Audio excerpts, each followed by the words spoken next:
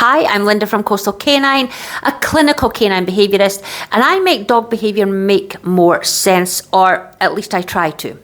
So this is the fourth video in my barking series, and today we're going to look at one of the most common reasons people contact me for help when they have a barking issue, and that is demand barking. Now, the first thing to understand is that demand behaviours isn't just barking. Before the bark, you'll usually see your dog trying other ways to get what they want. They may even start to do behaviours you've previously taught them, just hoping one of them will get the outcome that they're looking for.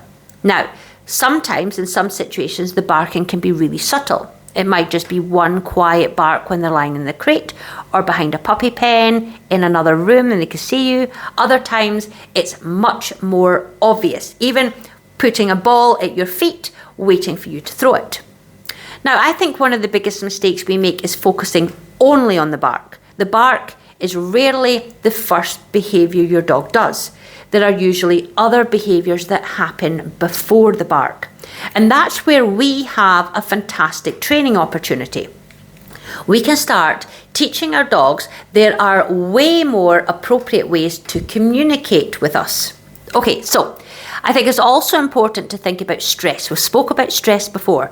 The more stressed a dog becomes, the more likely demand barking is. At the same time, make sure your dog's physical, mental and behavioural needs are being met, because unmet needs often contribute to demand behaviours. Now, demand barking usually starts off as a goal-directed behaviour where your dog is trying to achieve something. If it keeps working, it gradually becomes habitual.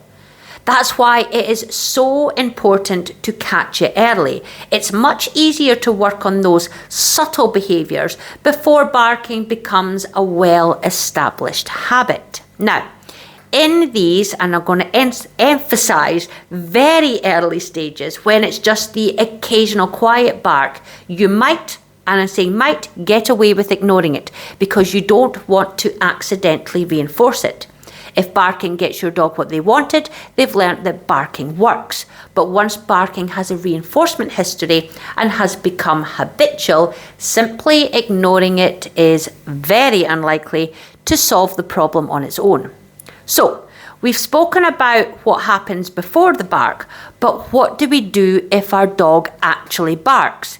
This is where we change the picture. We change the situation so it's clear to the dog that barking isn't the behaviour that achieves what they wanted. We don't just carry on exactly as we are.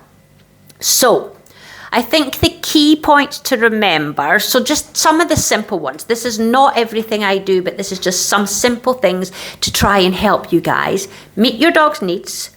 Look at their stress and arousal levels, and I would say make sure you add a calmness protocol into their daily routine.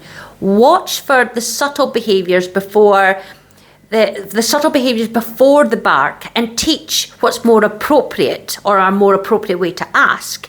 And if your dog does bark, change the picture, change the setting, because these little changes can make a huge difference to your dog's behaviour. Now I'm going to see you in the next video where we're going to talk about barking that creates space.